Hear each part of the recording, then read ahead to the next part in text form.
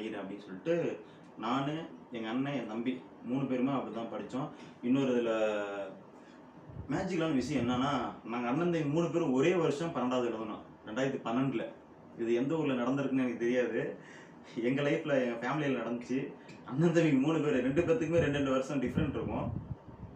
ஆனால் நாங்கள் 3 பேருமே வந்து 12வது 2012 கரெக்டாக டிகிரி முடிச்சுட்டு சர்டிஃபிகேட் வாங்குறோம். இது நிறைய பேத்துக்கு தெரியாது. இது வந்து ஒரு காமெடியாக இருக்கும். பட் நாங்கள் அவ்வளோ ஸ்ட்ரகிள் எங்கள் லைஃப்பில். சாப்பாடு வழி இல்லை, வேலைக்கு போயிட்டு தான் படித்தோம். இப்படி தான் நான் வந்து காலையில் இதெல்லாம் போயிட்டு படிச்சுட்டு எல்லாம் வந்தோம். காலேஜ் முடிக்கிறேன். காலேஜ் முடிச்சுக்கிட்டு சென்னை சில்ஸில் இருக்கேன். சரி, இதுக்கு மேலே லைஃப் நம்ம என்ன பண்ணலாம் அப்படின்னு வச்சுட்டு இருக்கும்போது சென்னை சில்ஸ்லேருந்து வேறு பக்கம் போகலாம் அப்படின்னு சொல்லிட்டு எங்கள் வீட்டில் அதெல்லாம் சொன்னல, இது விட்டு நீங்கள் வெளியே போனீங்கன்னா உன்னால் வந்து எதுவும் சம்பாதிக்க முடியாது, வேணாம், உனக்கு உலகம் தெரியாது அப்படின்னாங்க. நான் எங்கள் அப்பாட்டெலாம் சண்டை போட்டு, இல்லை எனக்கு கண்டிப்பாக ஒரு வேலை கிடைக்கும், நான் டிகிரி முடிச்சிட்டேன் அப்படின்னு சொல்லிட்டு ஒரு கார் கம்பெனியில் வந்து என் ஃப்ரெண்டு ஒர்க் பண்ணிட்டு இருந்தான். செவர்லெட்